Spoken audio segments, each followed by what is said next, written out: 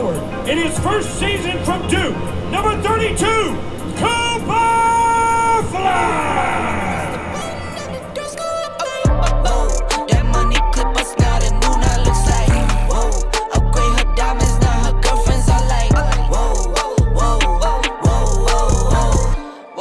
I hit record a drop, you can't ignore it.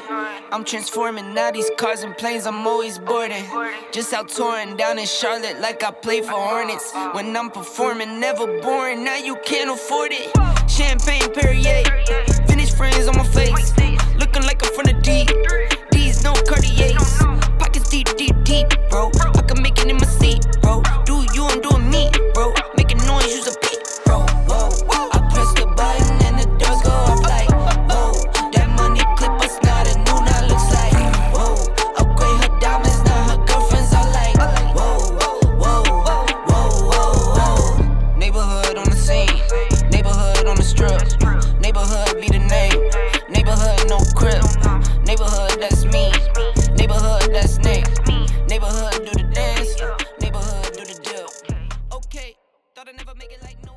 This has been an historic race for Rookie of the Year. On one hand, you have Cooper Flagg, who's breaking every teenager and rookie scoring record in the books. And on the other, you have his college roommate and now rival, Kon Knueppel, who's not going to break any scoring records, but he is going to break some three-point records for sure. So who's going to come out on top? I'm going to give you 3 metrics on why Cooper should win and 3 on why Kon should win. And then we can decide which one carries more weight. Let's talk about Cooper.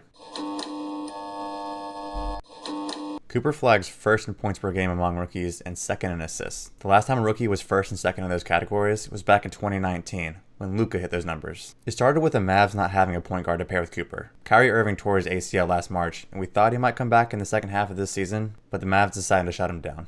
But wait, you might be asking, didn't the Mavericks pick up D'Angelo Russell in free agency? That experiment went something like this. Russell.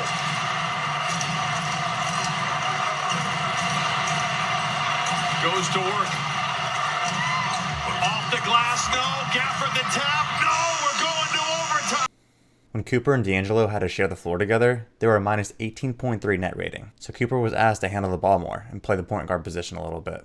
So in this clip, Coop's the ball handler for the pick and roll. You can see he throws a perfect pass to Najee right there. If he throws it to the inside shoulder, Mobley's either going to steal it or Najee's not going to have enough separation to get a shot up.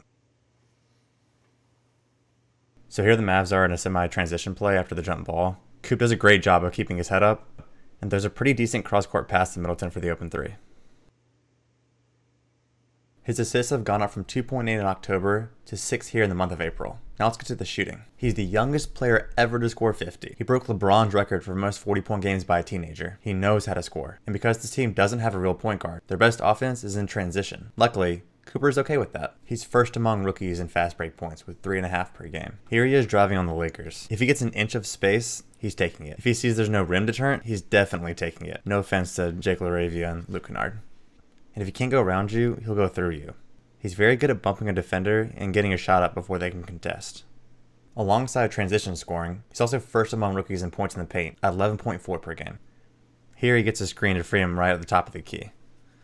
Gafford's already dropping down towards the rim, so the defense is starting to sag, and Cooper's go-to move in that situation is his right-hand floater.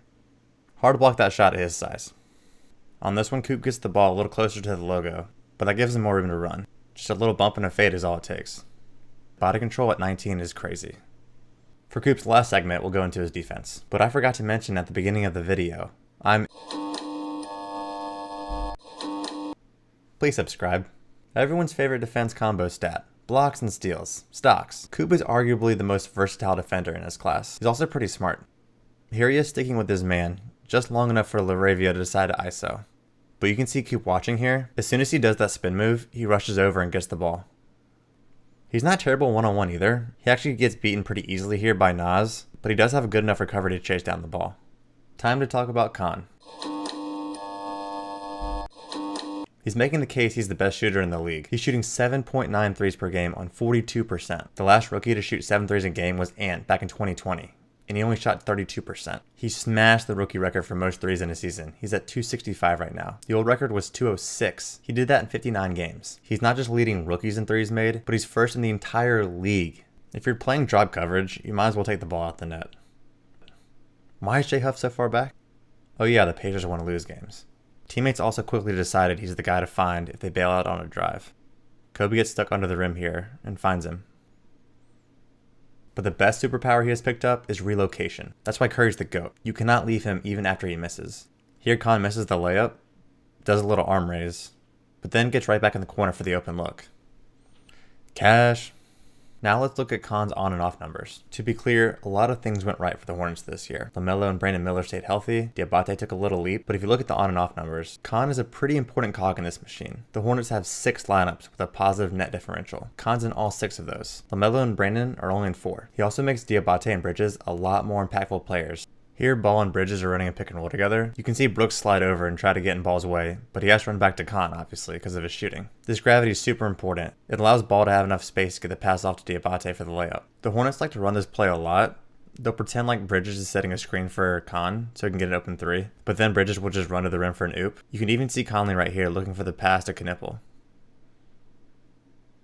For Kon's last segment, we're also going to talk a little bit of defense. Kon's third among rookies in defensive field goal percentage. He's holding his matchup to only 44.2% from the field. For reference, Lou Dort is at 44.5, Jay McDaniels is at 44.1, and Amen Thompson's at 43.7. Now Kon might not be guarding the best player on the floor like those other guys are, but he's doing a pretty decent job against his matchup. Here Bones tries to get by him, but Kon's footwork keeps him in front, and he's able to get the ball loose. He's also been sneaky good at getting steals from defenders after they grab a rebound. It's pretty similar to Jose Alvarado, like sneaking around in the backcourt. Just good instincts. So who should win? Well, based on past years, voters usually go for the guy with the most points and rebounds and call it a day, regardless of the efficiency. The closest race I could compare this to was actually back with Steph Curry. In 2009, he actually finished second in Rookie of the Year voting, behind Tyreke Evans. While it's easy to mock that now, if you look at the stats, it's pretty similar to what we have this year. Tyreke was the main playmaker on the Kings and was averaging like 25 and 6. And Steph was in a similar spot to where Kon is now. His counting stats are a little bit lower, but he's definitely a better shooter. But Tyreke ended up getting 24 more first place votes. Ultimately, this is how I think the race is going to go this year. There's history that says it will. But I don't know, does Cooper deserve it? He still might be the better prospect, but was he better than Kon this year? What do you guys think? Thanks for watching. Peace.